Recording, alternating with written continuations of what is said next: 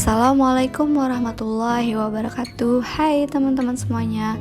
Di sini kelompok kami akan mempresentasikan tentang panduan observasi perkembangan fisiologis, psikologis, dan motivasi serta karakteristik perkembangan peserta didik pada mata kuliah pemahaman tentang peserta didik dan pembelajarannya, dosen pengampu Dr. Haji Karim MSI. Kelompok 5 beranggotakan Ayu Agustina, Dian Retno Anggraini, Mila Maulidah, dan Nurul Hidayah. Panduan observasi profiling peserta didik. Panduan observasi adalah petunjuk pelaksanaan pengamatan secara langsung terhadap proses yang berlangsung. Panduan observasi ini berkaitan dengan profiling peserta didik. Dalam observasi kali ini, kami mengamati 12 aspek karakteristik peserta didik, yaitu aspek etnik, kultural, status sosial, minat, perkembangan kognitif, kemampuan awal, gaya belajar, motivasi, perkembangan emosi, perkembangan sosial, perkembangan moral, serta perkembangan motorik. Yang pertama adalah aspek teori perkembangan fisiologis. Dalam aspek ini kami memiliki 7 indikator, yaitu yang pertama, siswa mampu menggunakan alat tulis dengan benar. Yang kedua, siswa mampu melakukan kegiatan kebersihan diri. Yang ketiga, kerapian dalam berpakaian seragam sekolah. Yang keempat, mampu menulis dengan rapi. Yang kelima, tinggi badan yang sesuai dengan rata-rata umurnya. Keenam, memiliki proporsi tubuh yang sesuai. Dan yang terakhir, memiliki kemampuan pendengaran yang baik. Yang kedua adalah aspek teori perkembangan psikologis kognitif. Nah, dalam aspek ini kami memiliki 7 indikator yang akan diamati, yaitu yang pertama, siswa berani berpendapat, bertanya atau menjawab pertanyaan. Yang kedua, siswa melaksanakan apa yang pernah dikatakan tanpa disuruh atau diminta. Yang ketiga, siswa berani tampil atau presentasi di depan kelas. Yang keempat, siswa mampu berpikir kritis. Yang kelima, siswa mampu mengingat sesuatu dan menghafalnya dengan baik. Yang keenam, siswa mampu berhitung dengan baik. Dan yang terakhir, siswa mampu mengembangkan ide dan kreativitas. Aspek teori perkembangan psikologis emosi. Aspek yang pertama, tidak menyalahkan atau menuduh orang lain tanpa bukti yang akurat. Yang kedua, mengakui dan meminta maaf atas kesalahan yang dilakukan. Selanjutnya, dapat mengendalikan emosi dalam menghadapi masalah, tidak marah-marah. Yang keempat, mampu mengikuti kegiatan pembelajaran dengan tenang dan kondusif. Dan yang terakhir, mampu menunjukkan sikap bangga dan empatinya terhadap sesuatu atau seseorang. Aspek teori perkembangan psikologis psikososial. Yang pertama, peserta didik mampu bekerja sama dengan kelompoknya. Peserta didik mampu bersosialisasi dengan warga sekolah. Peserta didik mampu mengungkapkan pendapatnya. Peserta didik mampu berteman dan bergaul dengan teman sebaya.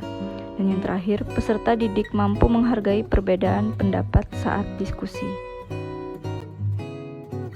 Aspek teori perkembangan psikologis moral. Peserta didik patuh dan hormat kepada guru. Peserta didik mampu berdoa sebelum dan sesudah melakukan sesuatu.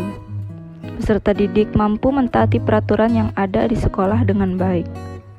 Peserta didik mampu tidak berkata-kata kasar dan kotor. Dan yang terakhir, peserta didik tidak mengganggu teman saat proses pembelajaran. Aspek teori perkembangan motivasi. Yang pertama, peserta didik mampu hadir tepat waktu. Peserta didik tekunan dalam melaksanakan tugas-tugas dalam pembelajaran. Peserta didik antusias dalam mengikuti proses pembelajaran. Peserta didik bersemangat dalam mengerjakan tugas kelompok. Peserta didik tidak mudah putus asa dalam mengerjakan sesuatu. Aspek etnik dan kultural. Aspek yang pertama, peserta didik terbiasa membaca doa sebelum belajar. Peserta didik tidak membedakan sikap kepada teman yang memiliki perbedaan etnik kebudayaan. Peserta didik mampu berteman dengan orang lain dari berbagai daerah. Peserta didik mampu menghargai perbedaan kepercayaan. Peserta didik merasa nyaman saat bekerja sama dengan teman yang berbeda kebudayaan. Selanjutnya yaitu aspek status sosial. Pada aspek status sosial ada dua indikator. Yang pertama, peserta didik mampu bertindak adil tanpa membedakan status sosialnya. Yang kedua, peserta didik bisa berinteraksi dengan teman tanpa membedakan status sosialnya. Selanjutnya, aspek minat belajar. Di dalam aspek minat belajar ada 5 indikator. Yang pertama, peserta didik bersemangat mengikuti pembelajaran. Yang kedua, peserta didik mengerjakan tugas dengan sungguh-sungguh. Yang ketiga, peserta didik ingin jauh dari pantauan guru. Yang keempat, peserta didik tidak semangat belajar dengan guru tertentu. Dan yang kelima yaitu peserta didik antusias ketika belajar menggunakan media pembelajaran yang menarik.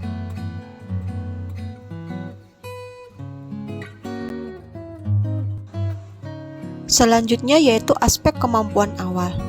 Di dalam aspek kemampuan awal terdapat 2 indikator.